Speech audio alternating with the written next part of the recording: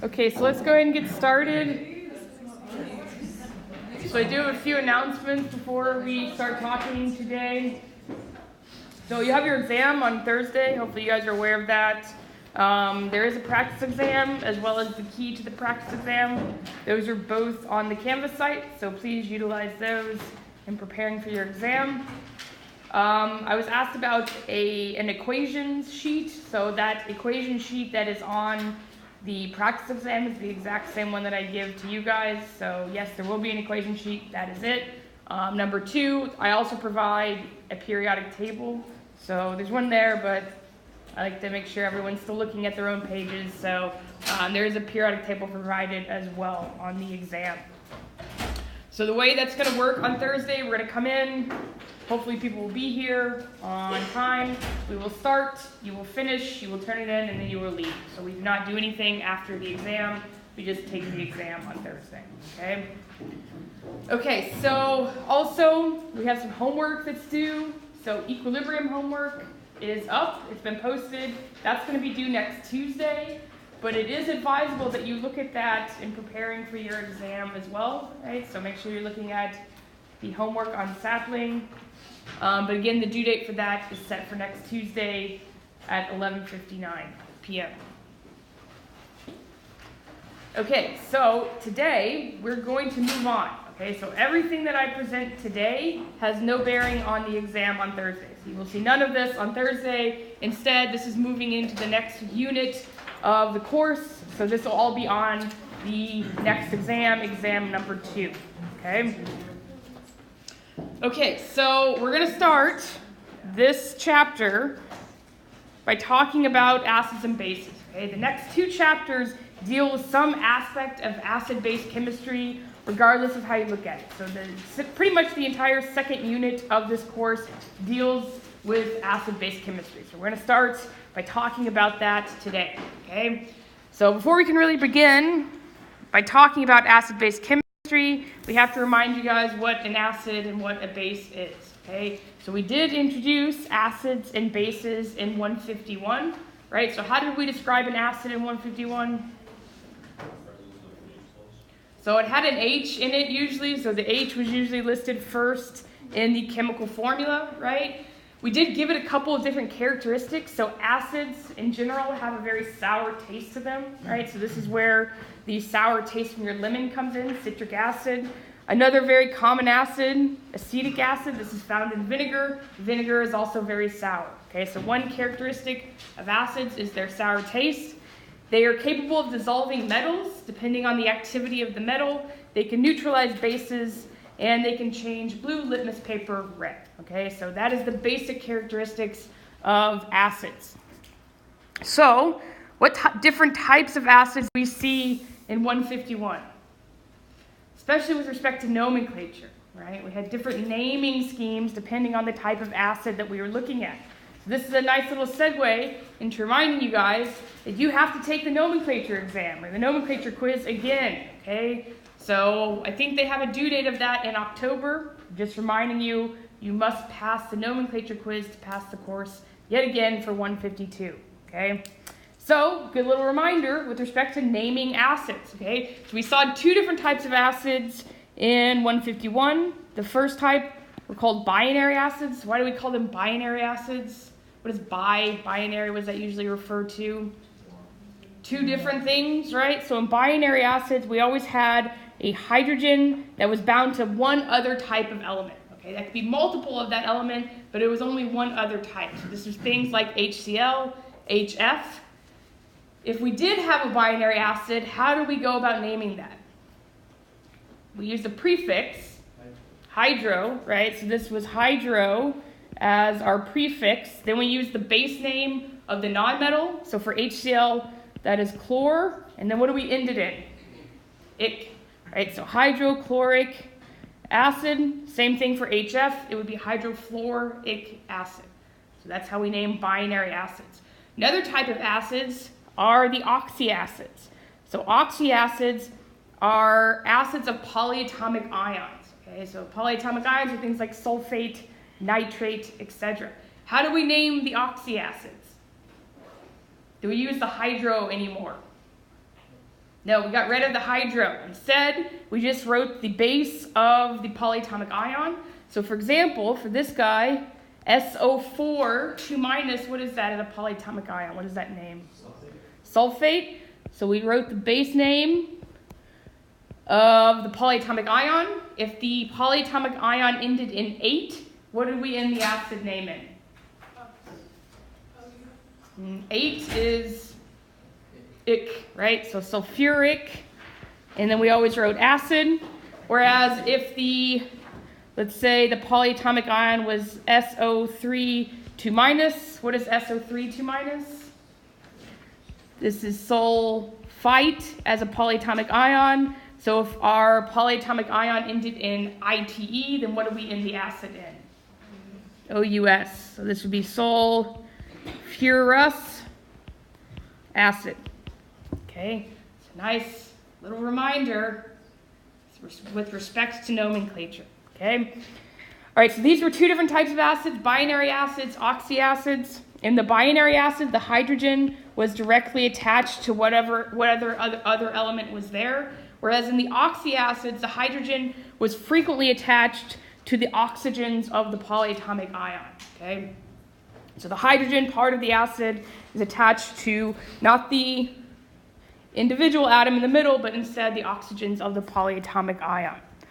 So one other type of acid that we learned about, but maybe never specified, was something called a carboxylic acid. Okay, so the carboxylic acid takes on this general structure where you have a hydrogen that is bound to an oxygen, that is bound to a carbon, that has a double bond to an oxygen, and so on. So this is the carboxylic acid functional group. Okay, and again, the hydrogen, or the proton, the ionizable thing that's going to come off here, is this thing bound to the oxygen on the end.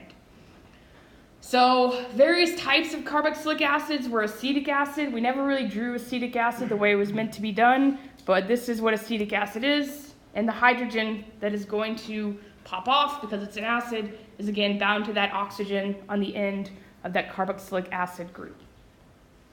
Another way to write this is COOH, that represents this guy.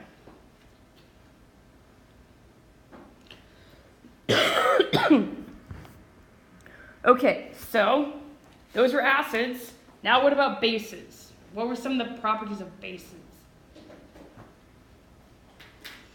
We don't really talk about bases that much, right? So nobody really likes bases. Everyone likes to talk about acids for the most part.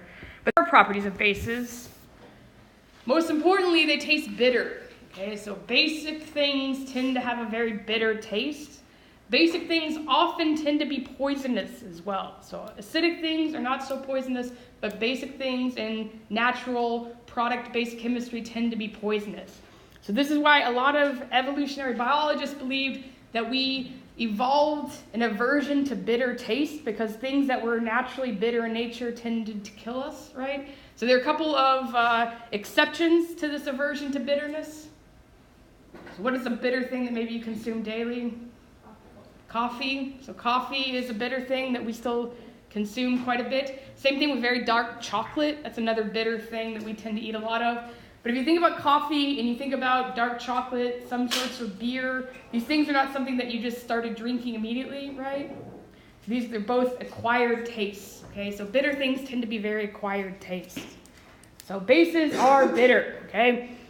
They also tend to feel slippery. Why is that? Why would they feel slippery? Kind of like dish soap. You ever put a piece of sodium hydroxide in your hand, you hold it in your hand, you'll burn yourself, so that's not smart. But also, the residue that it leaves behind is very slippery. So this is because you have the hydroxide ion, the base, that is reacting with the oil molecules that are on your hand, forming a similar sort of thing to a soap.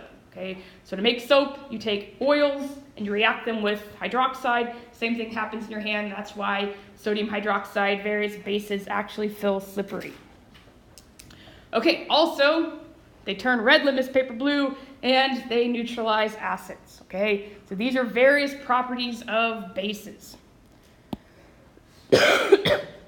Okay, so just a reminder, acids and bases. We're now going to go into a couple of different definitions of acids and bases. This depends on what we want to know about the system.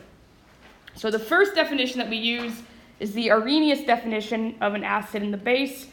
This is the definition that we utilized in 151. Okay, so we'll reintroduce you guys to the Arrhenius definition. The second definition is Bronsted-Lowry definition.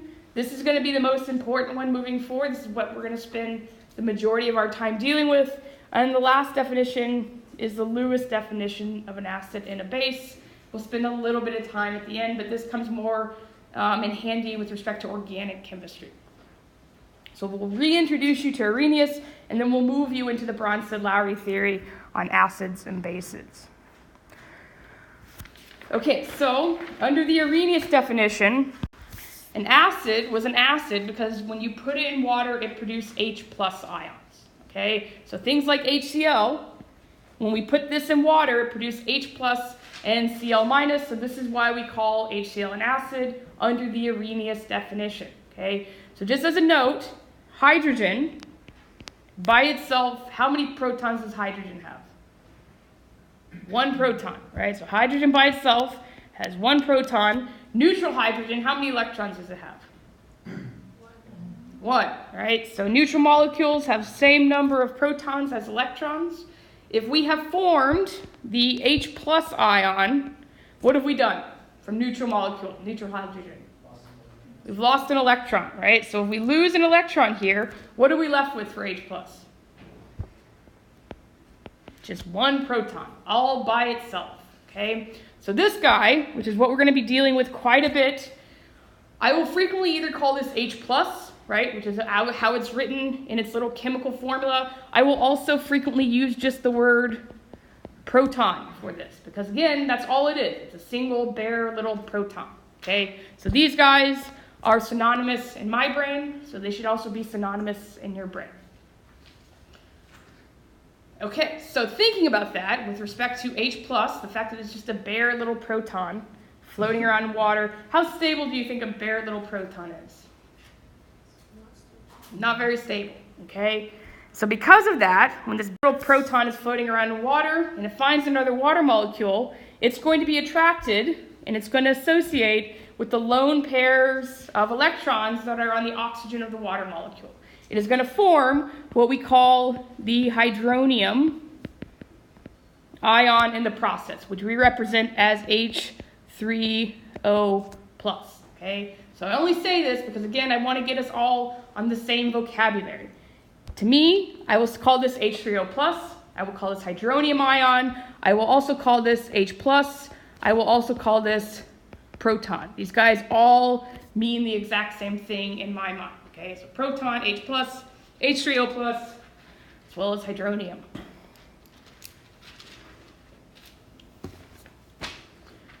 Okay, so Arrhenius definition of an acid. It's a substance that when you put it in water, produces H+.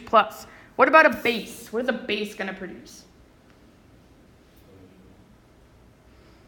So bases, especially under the Arrhenius definition, when you put them in water, produce OH minus. What do we call this? What is this as a polyatomic ion? Hydroxide, right? So OH minus is also called hydroxide. So again, I will use these synonymously as well. OH minus as well as hydroxide ion. So bases, especially under the Arrhenius definition, tend to be things like sodium hydroxide, right? What type of compound is sodium hydroxide? Is it a covalent compound? Or is it an ionic compound? It's ionic, right? How do you know it's ionic? Because hydroxide's an ion, yes, but also what else is a big telltale? Sodium, right? So sodium is what? A metal or a non-metal? Metal. Okay, so ionic compounds always form between a metal and some other non-metal. So anything that ever has a metal in it, you know, is ionic. Another good reminder for nomenclature. Okay, so bases tend to be these types of metal hydroxides, right? This could be sodium hydroxide, potassium hydroxide, magnesium, so on and so forth. Okay, especially under the Arrhenius definition. Okay, so then, under the Arrhenius definition, what happens when you take an acid and you combine it with a base? What do we make? Salt and water, right? The H portion of the acid, the proton, will combine with the hydroxide ion to form our familiar HOH, or water. Okay, this is what we call a neutralization reaction because, again, we're taking our acid and its very, very bad properties. We're taking our base and its super bad properties. And when we combine them, what do we get? Something that's totally harmless for the most part. Nice, little, easy, neutral water. Okay? So again, under the Arrhenius definition, when we take an acid and we combine it with a base, we always produce water as well as whatever salt forms when we essentially put the metal from the base with the nonmetal from the acid.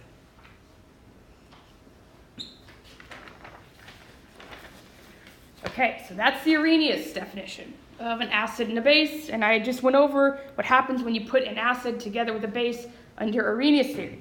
So now I'm going to tell you, well, Arrhenius isn't good enough, right? It doesn't explain everything, okay? So for example, there are substances like things like ammonia that when you put them in water also produce hydroxide ions, right? But under the Arrhenius definition, how do we explain that? Do you see the hydroxide in this portion? No, okay? So Arrhenius will not explain the basic behavior of ammonia. Also, sometimes when you put things like CO2 in water, they also will produce acidic solutions, right? So they will produce H plus ions. But do you see the H plus in CO2? No. So under the Arrhenius definition, this is not good. It cannot explain CO2 and its acidic properties, okay? Another thing, this becomes kind of important later on, is that if we move out of water, we can't explain any acidic and basic properties whatsoever, okay? So that's another failure with respect to Arrhenius. It has to be in water. What happens if we move out of water? Well, we can't explain it, okay? So then we introduce you to the Bronsted-Lowry theory, which is going to be so much more better. It's just going to explain everything so much more clearly in theory, okay? So what is different about Bronsted-Lowry acid-base theory? Okay, so in Bronsted-Lowry theory, we focus on what actually happens in the chemical reaction, right? In Bronsted-Lowry theory, we focus on the transfer of protons between an acid and a base, okay? And so in Bronsted-Lowry theory, an acid is defined as a proton donor. It is going to be a thing that donates a proton in a chemical reaction, whereas a base is going to be defined as a proton acceptor. And just note that everything that was an acid under the Arrhenius definition will still be an acid in Bronsted-Lowry theory as well. Okay, same thing with bases.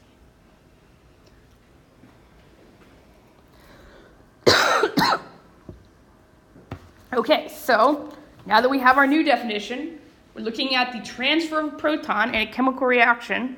The thing that donates the proton as an acid, the thing that accepts the proton as a base. So let's go back and look at some of these acid-base reactions now in the light of our Bronsted-Lowry theory. Okay, so let's compare HCl, right? So now what we're focused on is HCl in its reaction with the other reactant, which is water. Okay, we can look at the products and find, oh, we get H3O plus and we get Cl minus that are produced.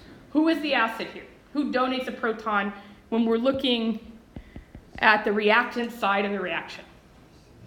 HCl, right? So HCl donates its proton to who? H2O, right? So we have a proton donation. So in Bronsted-Lowry theory, our proton donor is our acid. So we've got our Bronsted-Lowry acid here. For water, water is accepting the proton, right? And so this gives water the designation of Bronsted-Lowry base. So we have our Bronsted-Lowry acid, our Bronsted-Lowry base. This follows the Bronsted-Lowry definition. Again, we produce H3O plus. So that is a product of this overall reaction, which is synonymous with hydronium, synonymous with protons. All right, so now water's a base in this reaction, HCl is our acid. What about something like this?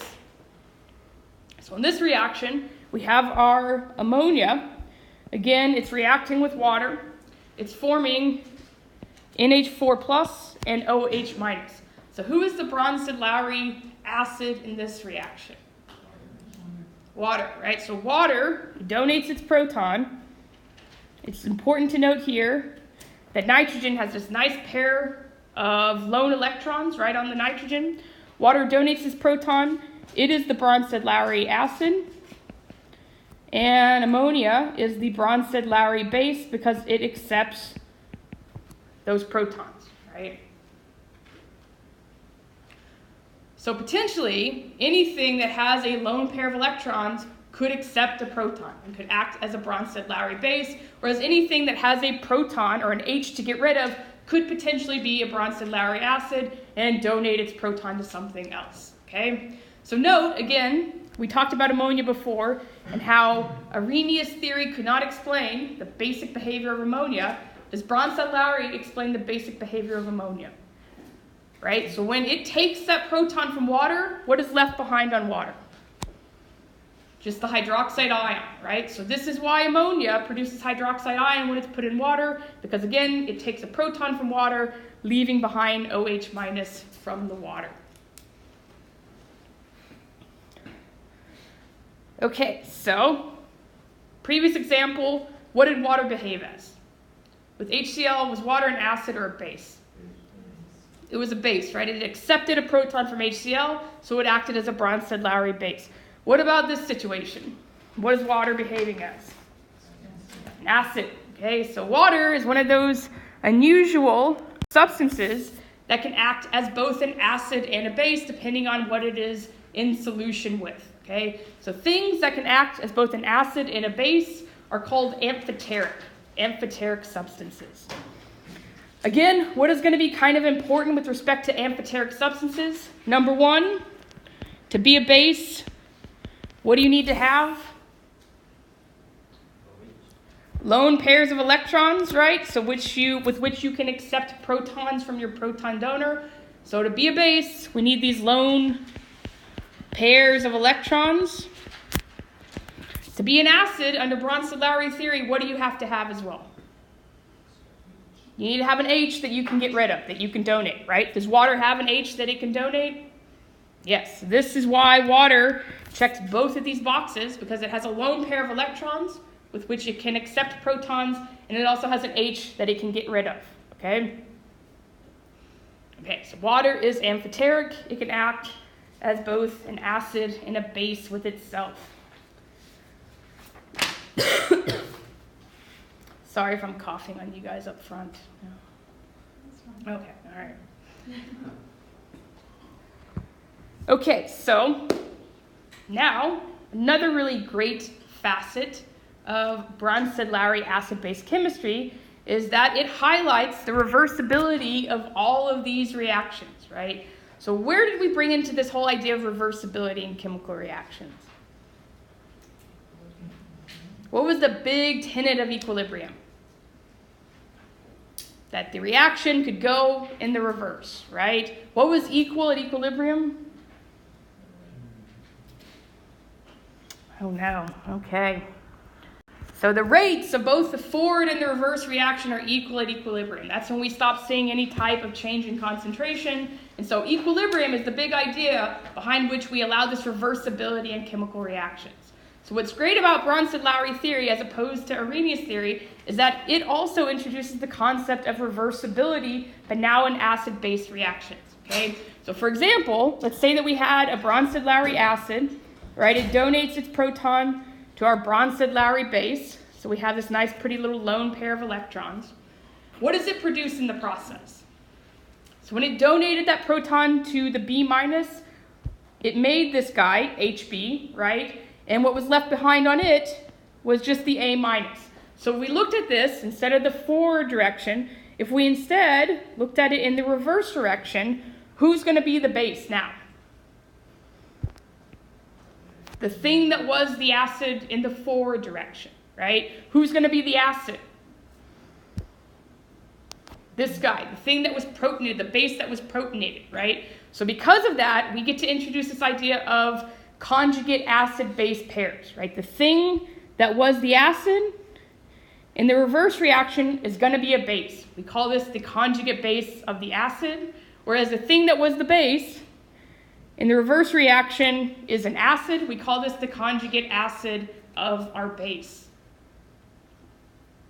And so sometimes it's a little bit easier to introduce this with a real reaction, right? So let's say that we had something like HNO3 in our water solution. So HNO3 is an acid. It's going to donate its proton to water to form H3O+. And what is it going to leave behind when it does that? So if it gave its proton to water to form H3O+, what's left over from the HNO3? Just NO3, okay? So in the forward direction, who is the Bronsted-Lowry acid?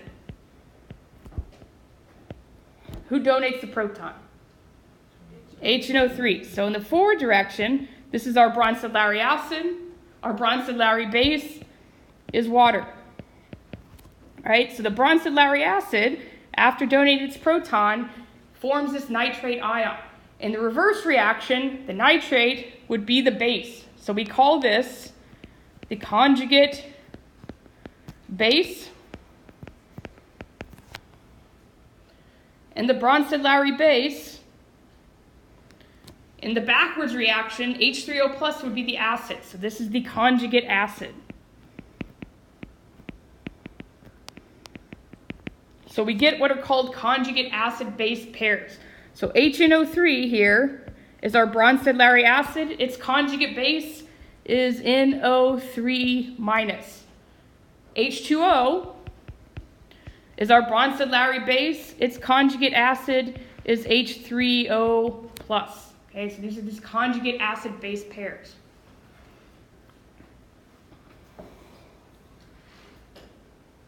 Okay, so let's utilize that in a problem.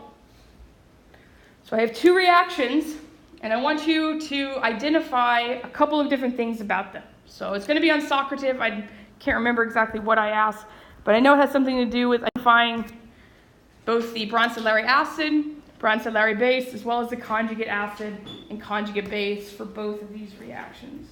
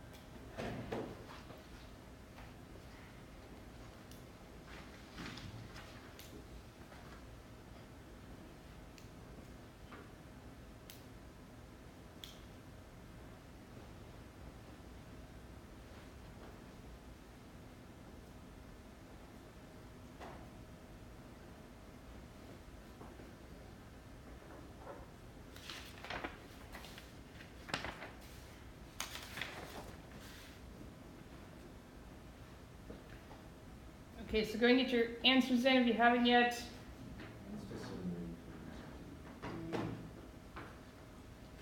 Just thinking, is that? Yeah, it's just the same reading as it could be. I tried logging back in. Okay. Don't worry about it for now.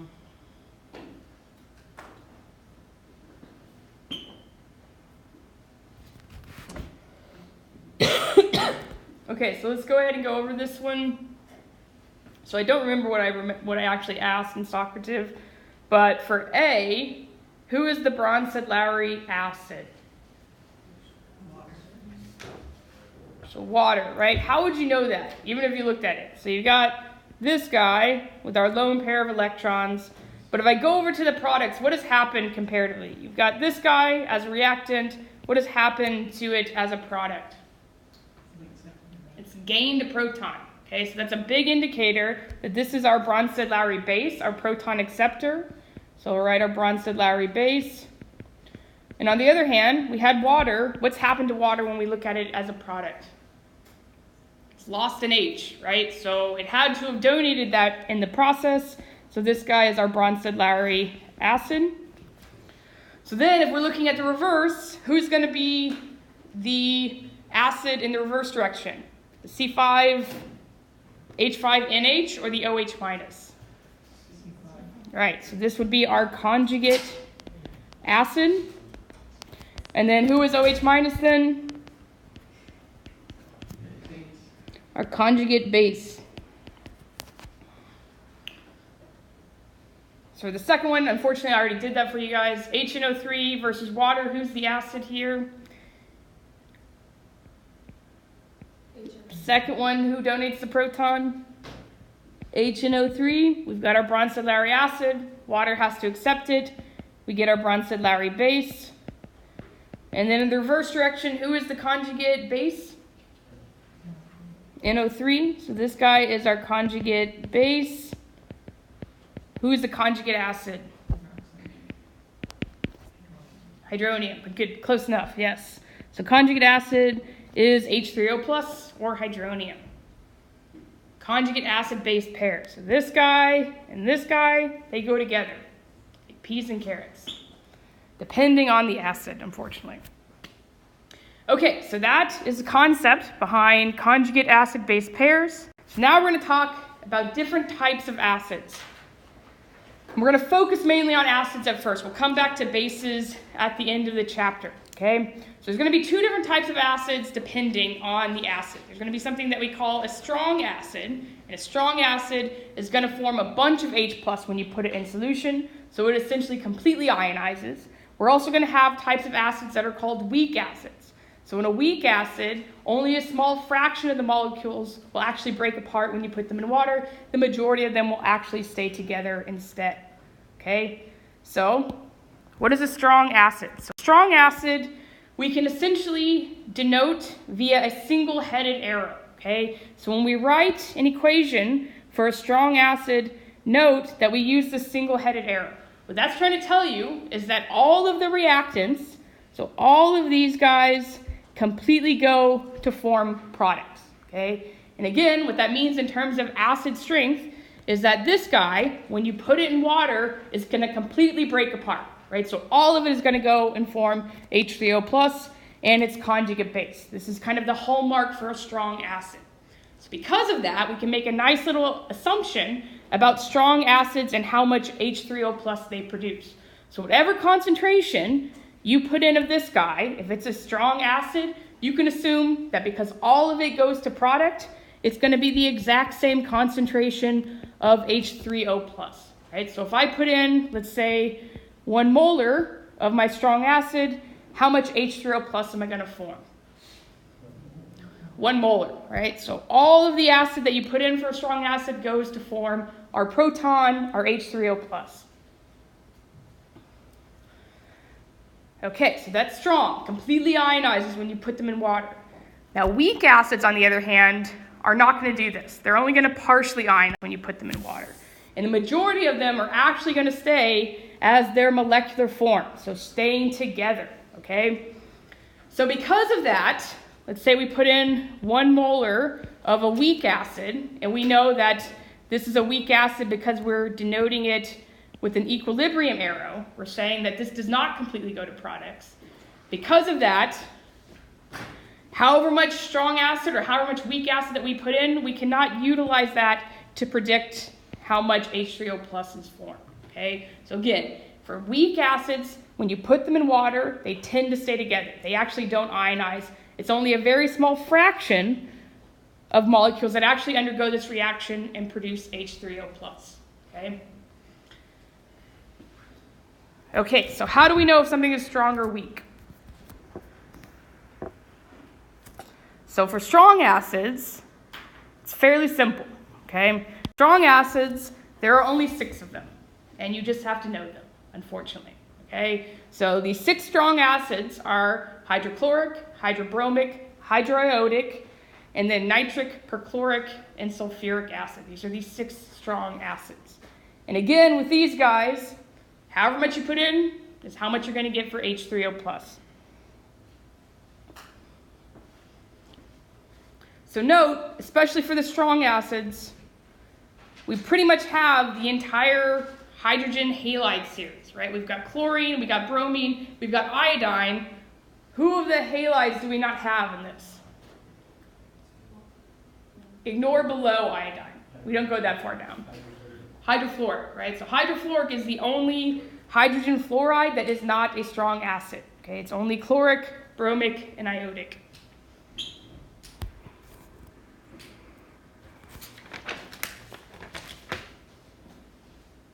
Okay, so then, how do you know if something is a weak acid? Well, I'm going to give you some examples of some weak acids at this point in time, but then we're going to go back into actually how you know something is a weak acid. Because what's going to happen long term is because these guys don't fully ionize, there's an equilibrium that exists, right? And we can usually quantify how much stuff exists at equilibrium via the equilibrium constant. So we're going to come back to this when we're trying to determine whether something is weak or strong. But for right now, just note that we've got a couple different examples of weak acids. This includes hydrofluoric, acetic, formic, and then a bunch of other stuff. So carbonic, phosphoric, etc. Okay?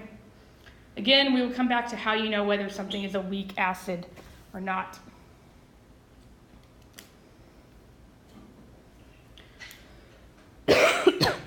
Okay, so let's actually apply something that we just learned in an example. Okay, so what if I asked what the H3O plus concentration of a 0.2 molar HNO3 solution was? How could you figure something like that out? So we have an acid, HNO3. What type of acid do you think this is? Strong acid. So you've memorized all the strong acids. This is nitric acid. So HNO3, since this is a strong acid, how would I depict this reaction arrow? As an equilibrium arrow, a double-headed arrow, or as a single-headed arrow? Single-headed. So everything goes to make products. Our products are H3O plus conjugate base NO3 minus. So if I put 0.2 molar of HNO3 into my little vessel of water, how much H3O plus am I going to form? The same amount, right? So for a strong acid, all of it goes to protons, or all of it goes to products.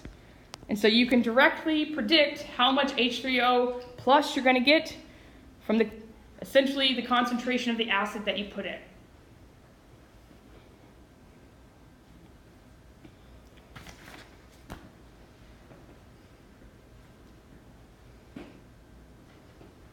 Okay, all right, so let's talk a little bit more about how we're going to quantify the acids, okay? So when we're looking at weak acids, what we're looking at is the affinity of H, of hydrogen, for the conjugate base, right? So let's say that we have a weak acid here.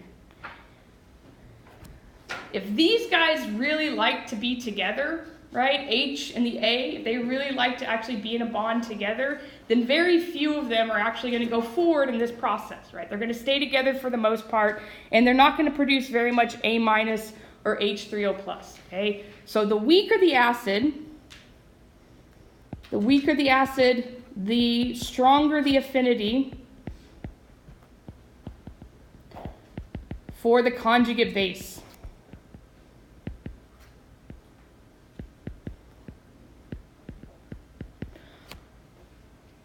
On the other hand, if H and A don't actually really like to be together, right? So when you put them in water, they're like, hey, I'm okay, I don't really want to be around you. How much product do you think you're going to form? So if H and A don't like to be together, when you put them in water, they completely go apart. How much product do you think you're going to form? A lot, right? So for strong acids, they're strong, they form lots of products because the H and the conjugate base have very little affinity for one another, so that when you put them in water, they're completely happy with going their separate ways, producing pretty much all conjugate base and all H3O+. Okay? Okay, so again, just to repeat that, this acid strength completely depends on the affinity of H+ for its conjugate base. If there's a very weak attraction, that means that when we put them in water, they're going to completely ionize, forming H+ and A-.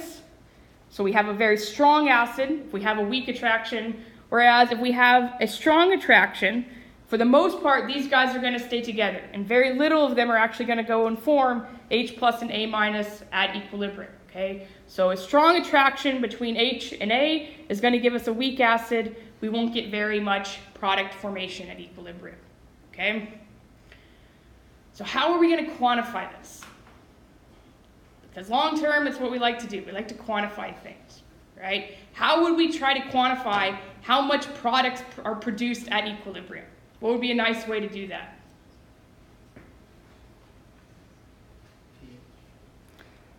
So we have something that's called an equilibrium constant, right? And the equilibrium constant gives us the ratio of products to reactants at equilibrium, right? So for a strong acid, how many products do you think are going to be produced at equilibrium? So for a strong acid, how many products do you think you're going to have at equilibrium? Strong acid, right? So everything goes to make products, right? So for a strong acid, you're going to have lots of products at equilibrium. So what is going to be the magnitude of K for something like a strong acid? It's going to be big, right? So K for this reaction is going to be really big for a strong acid, right? What about for a weak acid? So for a weak acid, how many products do you think you're going to have at equilibrium? Because very few of them actually ionize when you put them in water. Only like 1%. So for a weak acid, we're not going to have very many products. Instead, they're going to stay in their molecular form. They're going to stay mainly as reactants. So for weak acids, we have very tiny Ks. These are going to be very small numbers. Okay? And because of that, and because we have so many weak acids, we're going to have a variety of different tiny Ks to look at. So tiny Kas. So in general, with respect to these tiny Kas, the larger the value of these equilibrium constants, overall, the stronger the acid strength.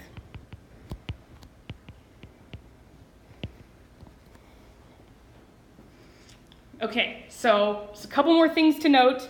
This is given a special name, right? So in equilibrium, we looked at things like Kc and Kp.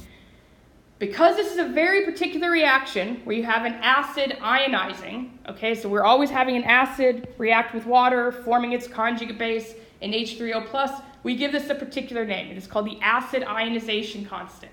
And it is the equilibrium constant for this particular reaction, ionization of an acid in water, okay? So if we're going to draw the equilibrium constant expression for this reaction, we would have the concentration of our two products on top, right?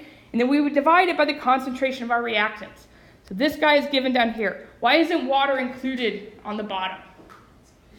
Because it's a pure liquid, right? So for these guys, we can completely exclude water. So the equilibrium constant expression takes on concentration of products over initial acid concentration, or just weak acid concentration. Yeah, HA. That's what I'm trying to say. Okay, so again, big Ks are going to give us very strong acids, so much so that we actually don't give Ks for strong acids because we can just assume all of it ionizes.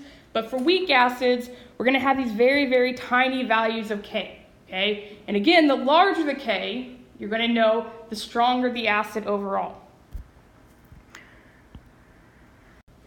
Okay, so again, like I said, here's a nice little list of weak acids, right? And we give you these Kas, these acid ionization constants. So when I mean tiny, I mean tiny. These guys are on the order of 10 to the minus 4, 10 to the minus 6, etc. Okay? You will not need to know these, right? If I ever have you utilize an acid ionization constant, I will give it to you. But you do need to kind of know the relative strength of an acid versus the Ka. Okay? So let's go ahead and try that one.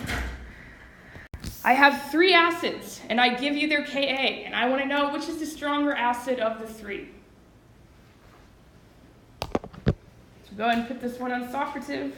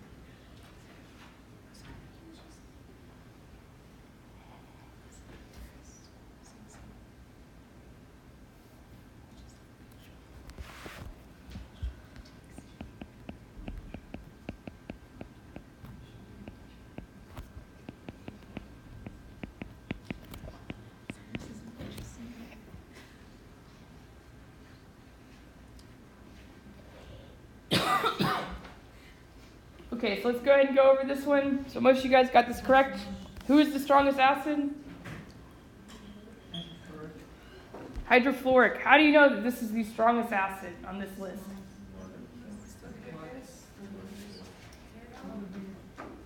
It has the largest Ka, right? So 10 to the minus 4th is bigger than a 10 to the minus 5th is bigger than a 10 to the minus 8th. The larger the Ka, the more products exist at equilibrium, so the stronger the acid. The more it's going to ionize and produce H3O plus at equilibrium.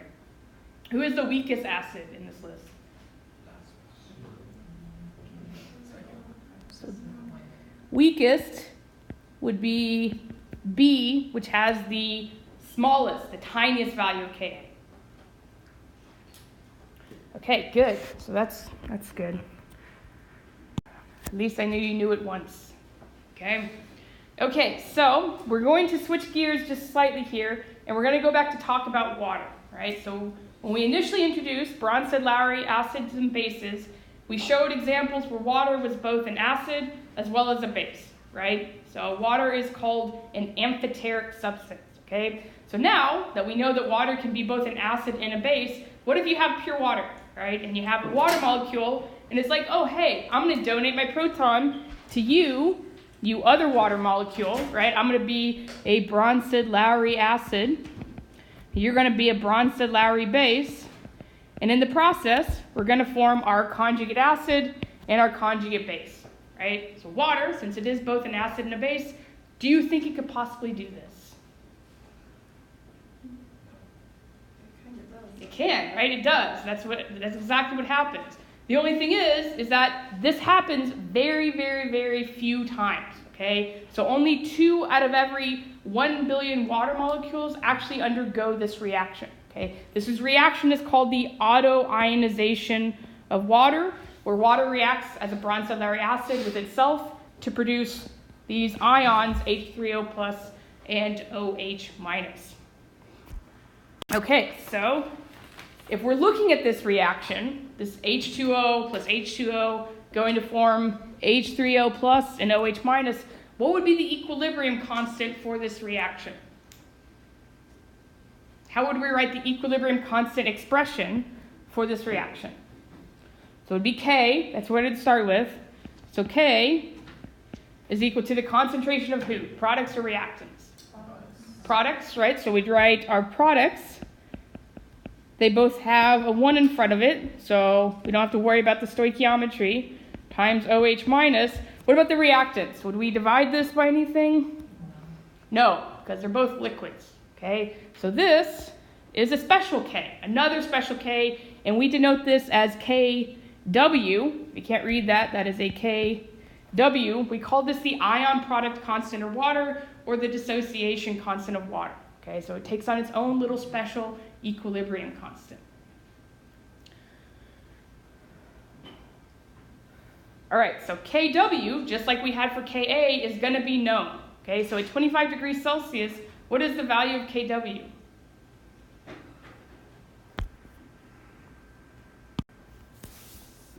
So Kw at 25 degrees Celsius is 1 times 10 to the minus 14th. Okay, so knowing that and knowing the chemical reaction, so we rewrote this guy, H2O plus H2O goes to make H3O plus OH minus, and we drew out a nice little ice table. Could we figure out the concentrations of H3O and OH minus at equilibrium? So we would cross these guys out, right, because they're liquids. What would we initially assume about H3O plus and OH minus? Initially, they would be 0. What would happen to them? What would the change be for them both? They would both gain an X. So at equilibrium, they would be equal to one another. They would be X and X. So since we have this value for Kw, we know that Kw is equal to 1.0 times 10 to the minus 14th. And again, this is at 25 degrees Celsius. It will change. And we know the equilibrium concentration of H3O plus, that is X, and OH minus is X. Could we solve for their concentrations at equilibrium? Yes, right? So to do that, this guy ends up just being X squared. We take the square root of both sides, and we get X is equal to 1 times 10 to the minus 7th. And the units here are molar. This is the concentration of H3O plus, as well as the concentration of OH minus in a neutral solution, just pure water by itself.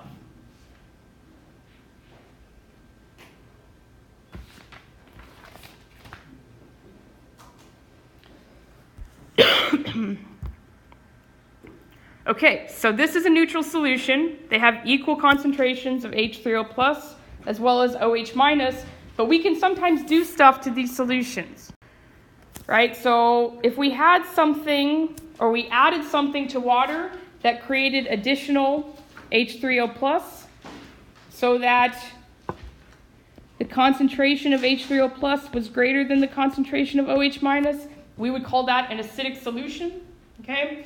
And if we did something that changed the concentration of OH minus so that OH minus concentration was greater than H3O plus, we would call that a basic solution. Regardless of what we do, regardless of if we have more acid or if we have more base, the ion product constant for water still applies. So the concentration of these guys multiplied together always has to go back to this Kw. Okay? So if we increase H3O plus, and the product still has to be the exact same 1 times 10 to the minus 14th, what has to happen to OH minus to respond? It's got to decrease, right? So the product of these two still has to go back to that exact same constant, regardless of what we do.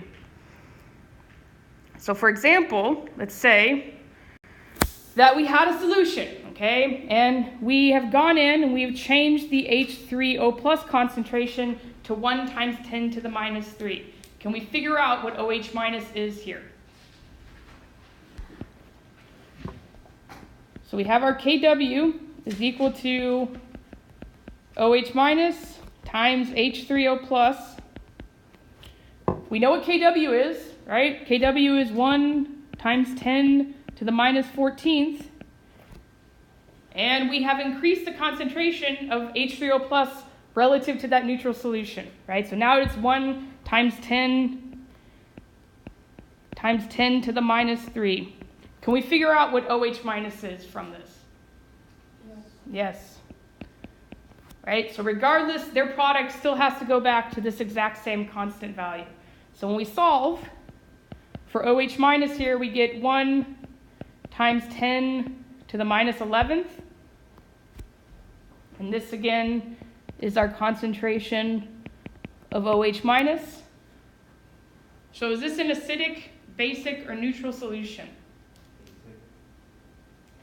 So OH minus is 10 to the minus 11th, right? What is H3O plus comparatively?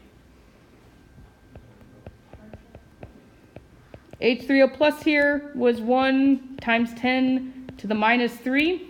So who's bigger, 10 to the minus 3 or 10 to the minus 11th?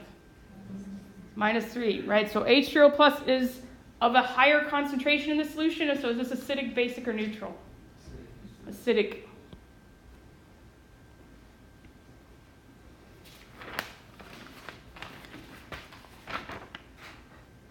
Okay, so let's apply that. So you don't just have to add H3O plus, you can change the concentration of OH minus.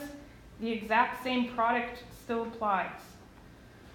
So in this next one, I want you to tell me whether these solutions are acidic, basic, or neutral, and I want you to calculate the concentration of OH minus for each of them.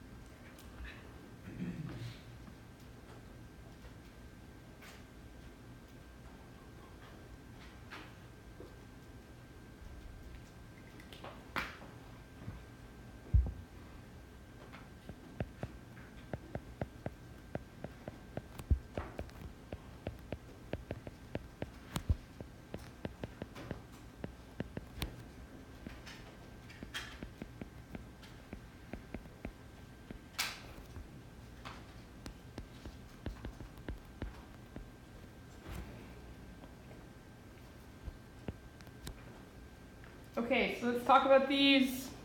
So using our beautiful little KW expression and plugging in each of these concentrations for H3O+, you guys should be able to solve for OH-. So for the first one, that should give you an OH- concentration of 1.3 times 10 to the minus 10th. So now H3O+ versus this, who is bigger?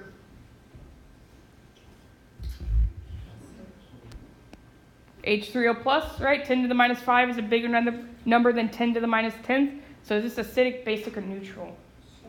Acidic. So for B, if you plug this guy in, what would you get out for OH-? Just 1 times 10 to the minus 7th. What is the relationship between these two? They're equal, so we have a neutral solution. And then for the last one, we end up getting OH- of 6.7 times 10 to the minus 6. So who's bigger, OH- or H3O+? OH- ends up being bigger here, so we have a basic solution. It always goes back to KW. Everything always goes back to KW.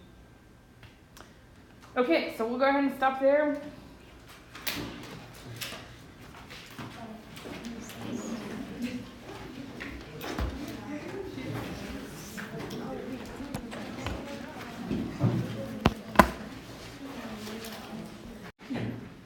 Make sure to turn that on. So we're going to talk about a couple things first before we actually start with whatever chapter we're on, chapter 14, something like that. So I do have the exams. I've graded them. We will talk about them at the end of class. I will give some time to pass those back so you guys can look at those.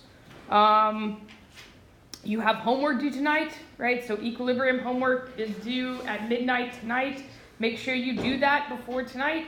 Again, if you don't, that's okay, but try to do it as soon as possible because it takes off 10% every day you're late on that. I have also, I thought I did, of course I didn't. I will also open up the chapter 16 homework. Again, this is what we're dealing with right now, which is acids and bases. I thought I had done that, but obviously I did not. So that will be opened up hopefully within a few hours after the lab tonight. Okay, so I would suggest, if you don't understand what's happening in here, going home and trying to complete as many of those questions as possible before we come back to class on Thursday, okay? So Thursday will be as usual. I will come in, we'll talk for about 20 minutes, and then we have an activity to do on Thursday, okay? All right, so are there any questions? Again, we'll talk about the exam at the end of class. All right, so what were we talking about last Tuesday before the exam? Acids and bases, right? So that's what we had started with in the OpenStax textbook. This is chapter 14. In the Tro textbook, this is chapter 16. I hate how they don't correlate like that. So we had introduced a new definition of acids and bases, right? So we had introduced the Bronsted-Lowry definition of an acid. So what is an acid under the Bronsted-Lowry definition? Right, so for Bronsted-Lowry, an acid is a proton donor. What about a Bronsted-Lowry base? What do bases do? Right, so they are proton acceptors. Okay, so with respect to Bronsted-Lowry acid-base theory, we focus on what happens to the proton in a chemical reaction, right? So Bronsted-Lowry acids are proton donors. Bronsted-Lowry bases are proton acceptors, right? So to be a proton donor, what do you have to have? Hydrogen somewhere, right? So hydrogen somewhere in your little chemical formula. What about to be a proton acceptor? What is one very important structural feature if you're going to accept protons from things and be a base? So you need to have a lone pair of electrons somewhere on your little chemical structure. Okay, so Bronsted-Lowry acids, Bronsted-Lowry bases, okay? So then we talked about a special class of molecules that were called amphoteric. So what does amphoteric mean? What were amphoteric things? Things like water, right? What is so special about water? Right, it can be both an acid and a base depending on whoever it is around, right? So water is amphoteric. And again, that tells you that it can be both an acid and a base depending on who it is in solution with. Okay, so then we started talking about, well, if water is amphoteric, could it be both an acid and a base with itself, right? If you have a solution of pure water, could one little molecule act as an acid, donate a proton? Could one molecule act as a base, accept a proton? And then we get H3O and OH minus formed from that. So does that happen to any appreciable extent in reality? A pure solution of water. So this was called the autoionization of water. Right, and again, it is the chemical reaction where you have water reacting with itself, one of these guys being a Bronsted-Lowry acid, donating a proton, the other guy being a Bronsted-Lowry base, accepting a proton, and ending up with both H3O plus as well as OH minus at the end. So does this reaction occur? Yes, right, it does occur, not very much though, right? So this is called the autoionization of water, and we have a nice pretty little equilibrium constant to tell us to what extent this reaction actually occurs, right? So what was that called? So Kw, right? Kw was the equilibrium constant for this reaction, right? We called this the ion product constant for water. So if we were going to draw the equilibrium constant expression for this reaction, what would that include? So it would be concentration of our products. So we have H3O plus, OH minus, divided by the concentration of the reactants. But do we include our reactants in this overall reaction? Because again, they are both pure liquids, pure water. No, right? So this is Kw, the ion product constant for water. And it has a constant value depending on the temperature. So we had given you guys this value of 1 times 10 to the minus 14th. This is at 25 degrees Celsius, right?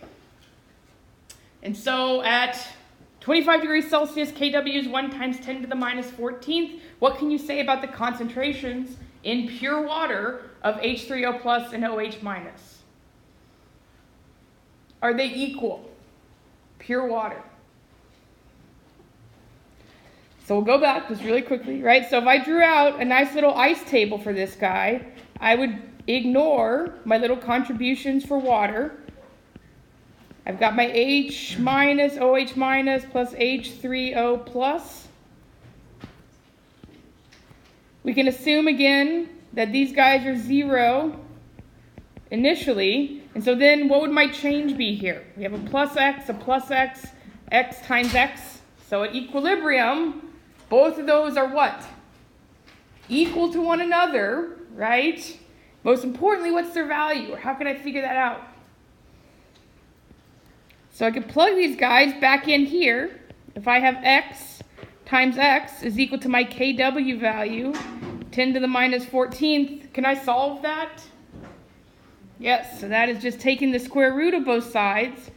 And so when I do that, I am left with 10 to the minus 7th molar is equal to both OH minus and H3O plus. Right? So in a neutral solution, both of these guys are equal to one another, and they both have concentrations of 10 to the minus 7, right?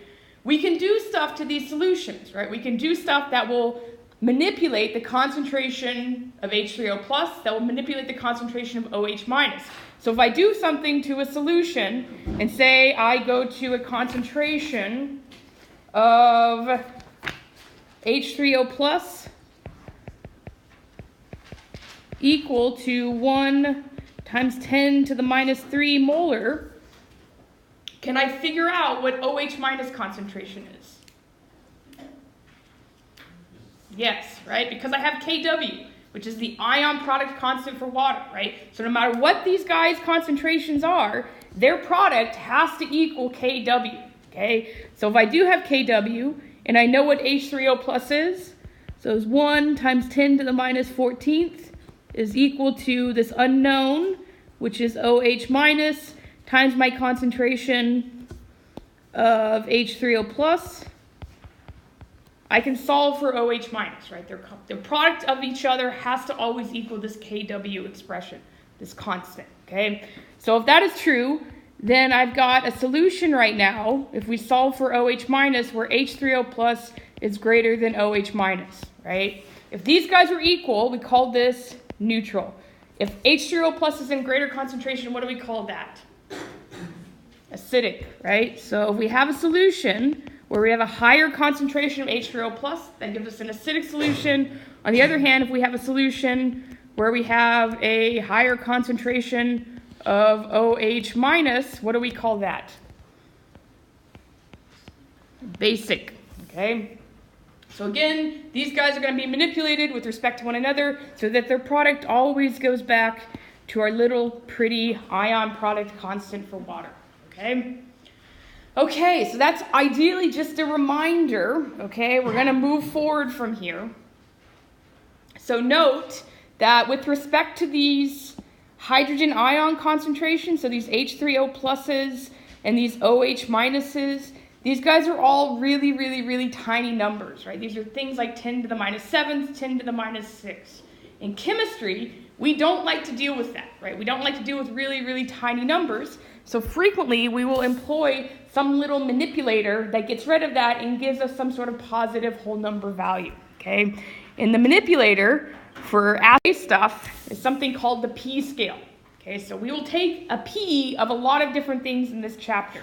The first thing that we take the P of is the P of H plus concentration, and we call this pH, okay? So just note that the P of anything is just the minus logarithm of that thing, okay? So if I'm taking the pH, what do you think I'm taking the minus logarithm of?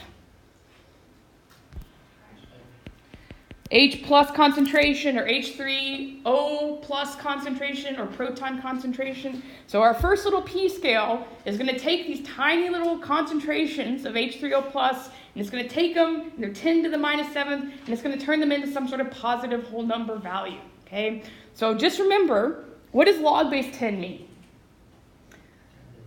Yeah, so the logarithms are just saying 10 raised to what number gives me this thing, right? So if I took the logarithm of, let's say, 100, it's asking you 10 raised to what number gives you this number, okay? So when we're taking these logarithms of 10 to the minus 7th and 10 to the minus 6th, a basic logarithm of that would just give us back the minus 7 or the minus 6. Okay, that's why we put the negative in front of it, because if we put the negative in front, then that gets rid of the minus sign. So that's why P is defined as minus log of whatever thing we're taking. Okay, so for example, if I had an H3O plus concentration equal to 1 times 10 to the minus 7th, and I wanted to determine the pH of that solution, all I would do is take the minus log of 1 times 10 to the minus 7th.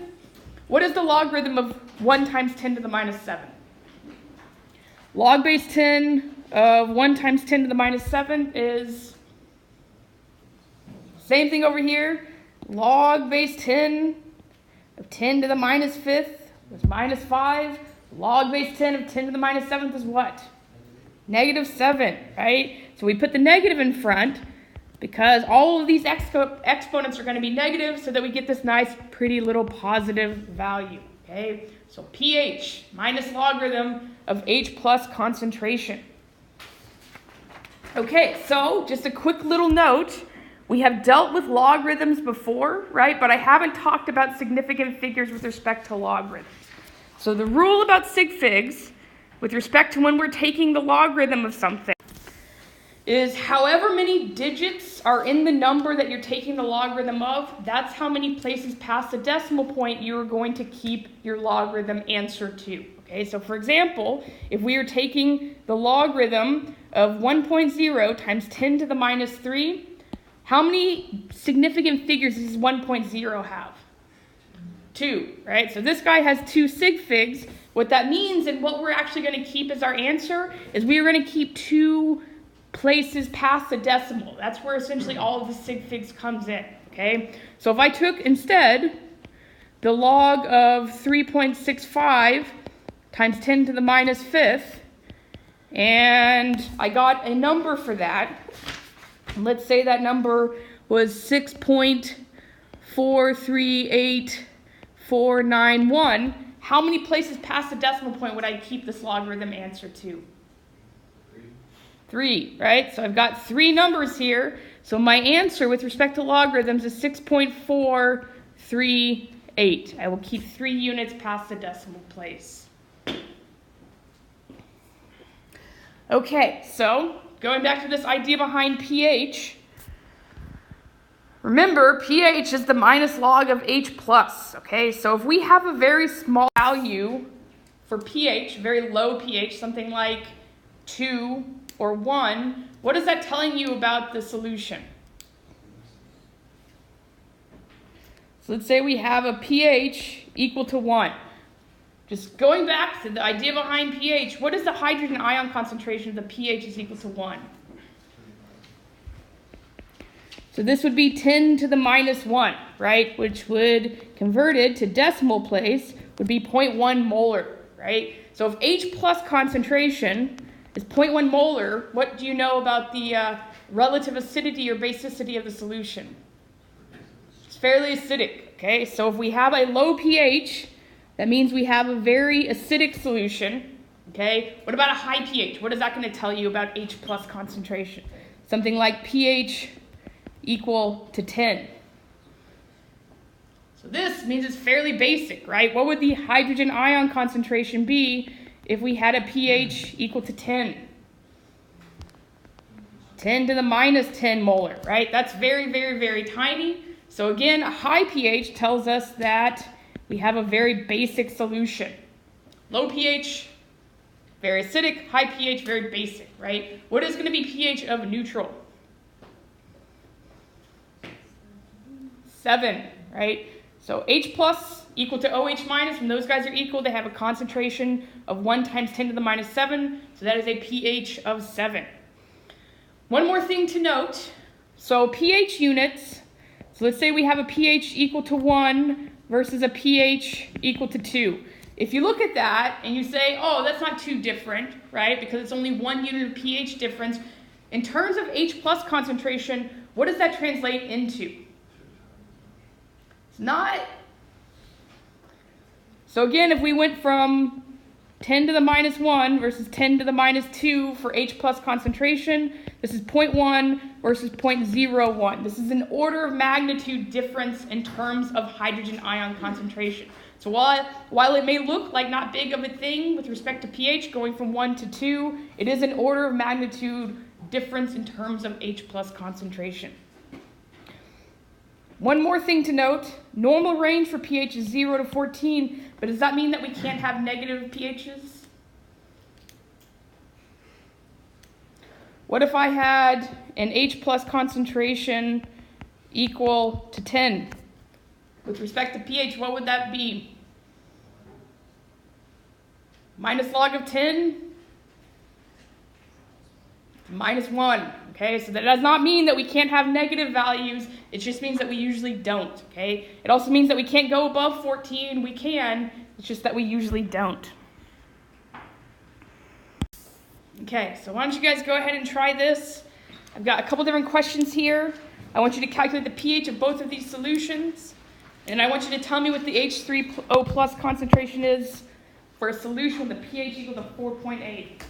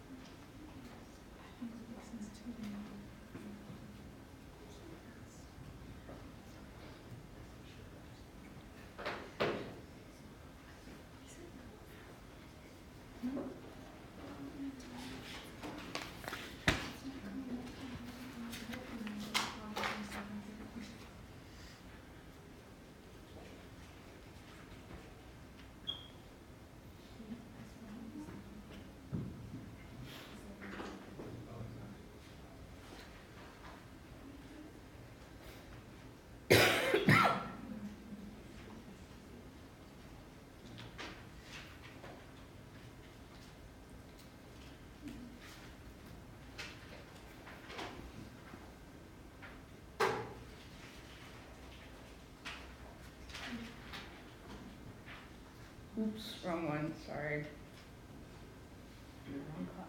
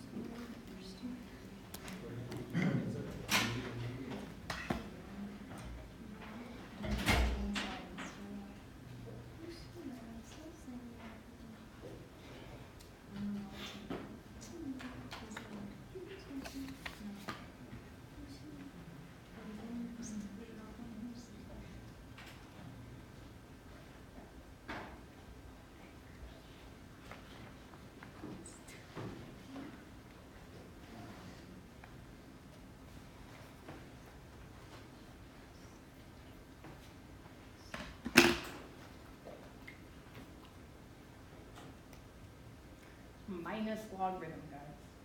Minus log. You should not get a negative. Hmm? You shouldn't be negative. No, you should not get a negative answer.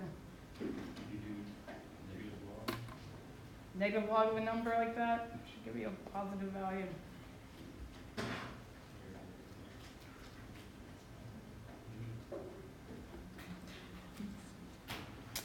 It's pH also, not POH.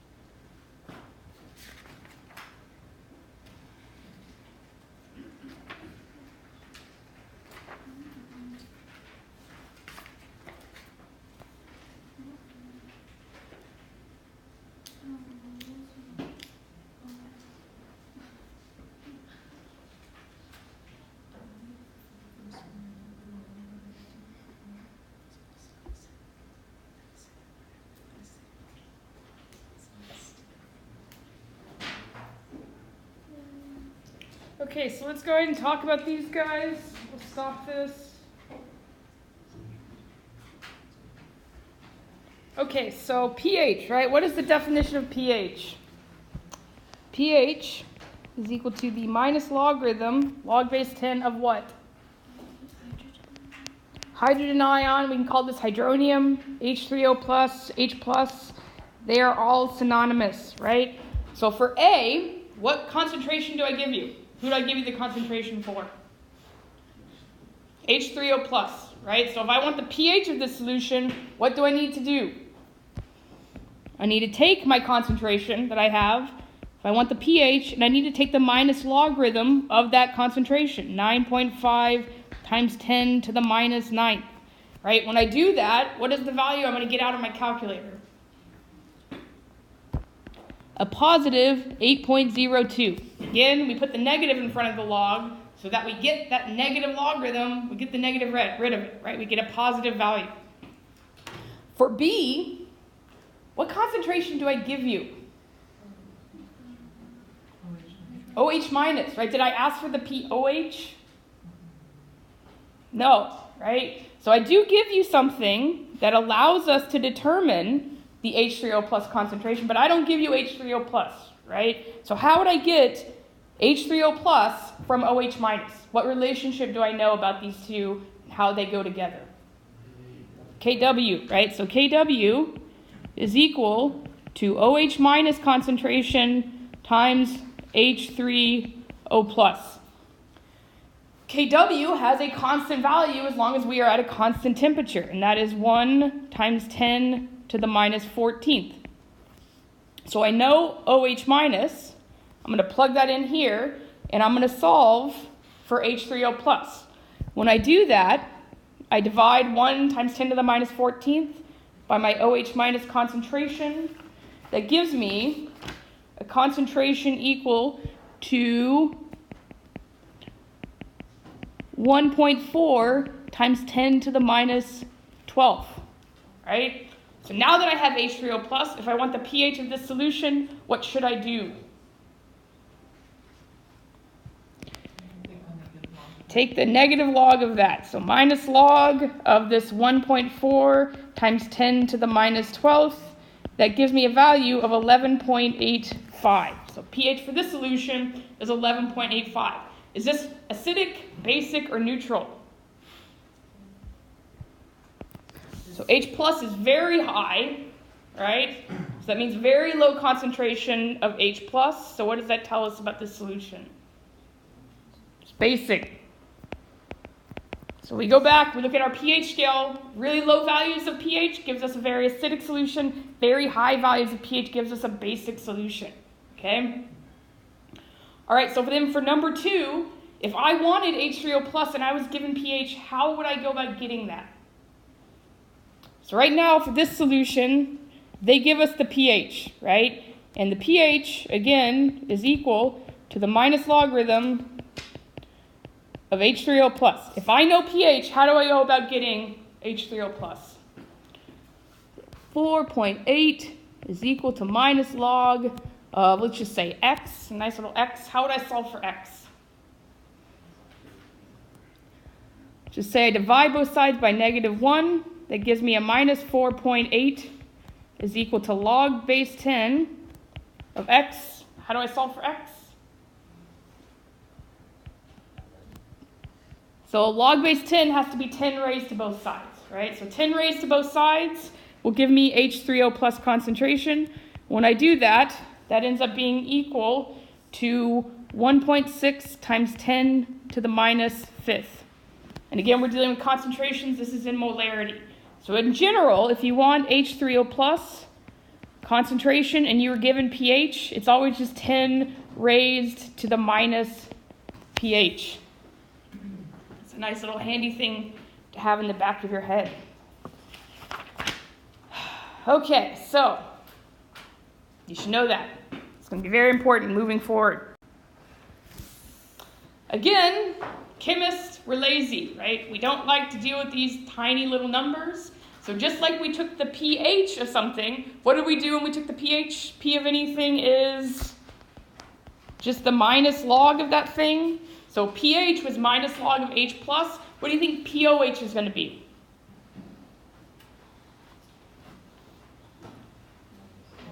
Minus logarithm of who now? Who do you think it's going to be? OH minus, right? So we can calculate the pH, minus log of H plus. We can also calculate the POH scale. This is defined as the minus logarithm of the hydroxide ion concentration. Okay? So the POH scale is essentially going to be the reverse of the pH scale. right? So for pH, if we had very acidic solutions, we had very low values of pH. Very acidic solutions in the pOH scale are going to be very high values of pOH, okay? Then very basic solutions are going to be very low values of pOH. These guys are essentially just the reverse of one another. We don't frequently deal with the pOH scale, but it is kind of important as we move forward in knowing what pOH is.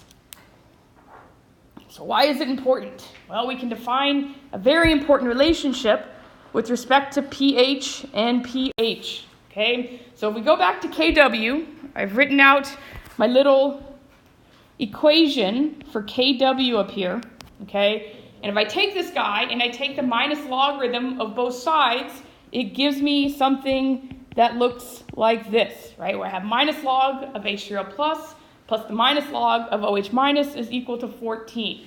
I can substitute some very important little definitions that we've just defined into this little equation. So what is minus log of H3O plus? pH, right? So minus log of H3O plus is pH. What is the minus log of OH minus? What did we just define that as? pOH is equal to 14. So just like H3O plus and OH minus, their concentrations were related to one another via Kw. The pH and the pOH are also related to one another going back to Kw, but again, it's Kw, the minus log of it. Okay, so pH plus pOH is equal to 14. If you have one, you can find the other. Okay, so one more P scale, right? So we have pH, we have pOH. The final thing that we're going to take the P of is something called pKa. So what was Ka? We introduced this last Tuesday. Ka. So remember, we talked last Tuesday about two different types of acids, strong acids and weak acids, right? Strong acids completely ionized. We didn't have to worry about them. They had just a single-headed error. There was no equilibrium. What about weak acids? What happened with respect to weak acids? Yeah, they're partially ionized, right? So we just essentially developed an equilibrium, right? And that's what Ka was telling us about. Ka was defined as the acid equilibrium constant, or the acid dissociation constant, right? And it was essentially the equilibrium constant for this reaction, where we had a weak acid in water forming its conjugate base and H3O+, okay? So what else did we say about Ka with respect to acid strength? If we had a very high value of Ka, what did that tell us about how strong the acid was? Very strong, fairly strong. So the larger the value of Ka, the stronger the acid, okay?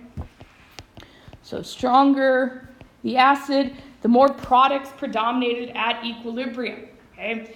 Again, though, with respect to Kas, we're going to be dealing with really, really tiny numbers. We're going to be dealing with things like 10 to the minus 5 and 10 to the minus 10. We don't like doing that, once more, so instead we convert our little Kas very frequently into the pKa scale. So going back to what P is, what do you think the pKa is defined as?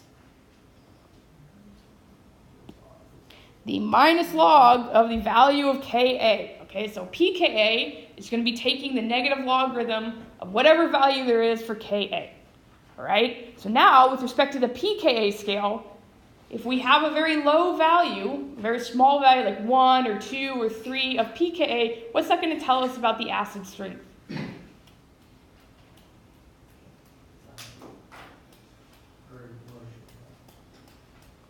So the smaller the pKa, the stronger the acid, okay? So smaller value of pKa, the stronger the acid. The higher the value of the pKa, the weaker the acid. It's kind of like the reverse of the Ka. All right, so now we're going to flip PowerPoints because we're done with part A.